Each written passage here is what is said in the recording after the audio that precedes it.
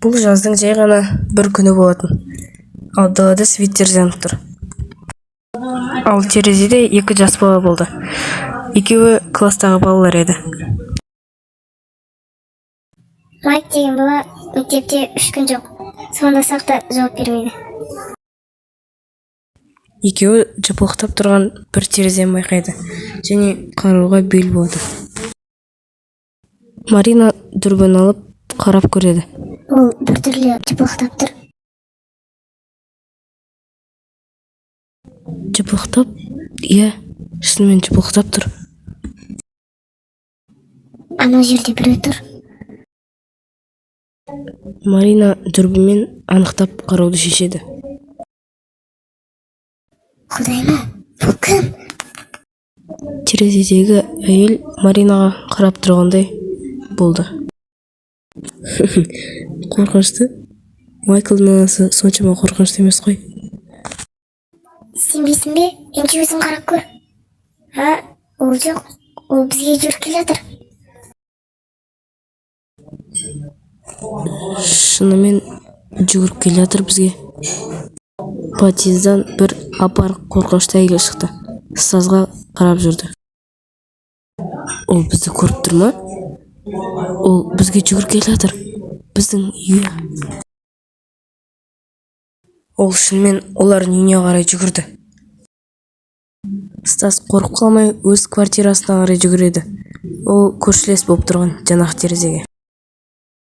Ол әрең тыныс алып есіктің тесігіне қарайды. Сатыдан біреудің келе жатқанын естиді.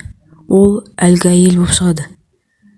Ол бір түсініксіз жағдайдан 8-ші этажға дейін тез келеді. Ол ұстаз үшін біртүрлі болып көрінеді.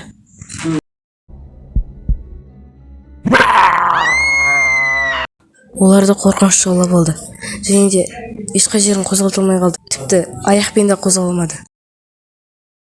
Ол осы жаққа кіре алмайды ғой, иә? Мүмкін, кіруде мүмкін. Ол подъезге кіреді. Қашайық!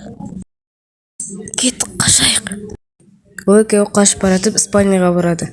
Ол жерден тығылу үшін.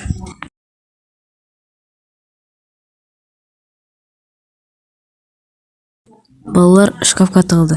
Және ол жерден бір айнаны көрді. Стас соның артына тығылды. Ал Марияна болса оның артынан кетті. Анау жерде әлгі мыстан жүрді. Ол қолымен жүргізді және айғайлады. Бізді табу үшін жүрді. Шкафта біреу бар сияқты шкафқа келді. Она своей костлявой рукой потянула. Ол шкафты ашып терезені көрді. Ал ол жерде өзін. Оған бірдеме болды. Сосын ол ашулана бастады. Сосын терезеден секіріп кетті. Раздался звук разбитого окна и страшный крик.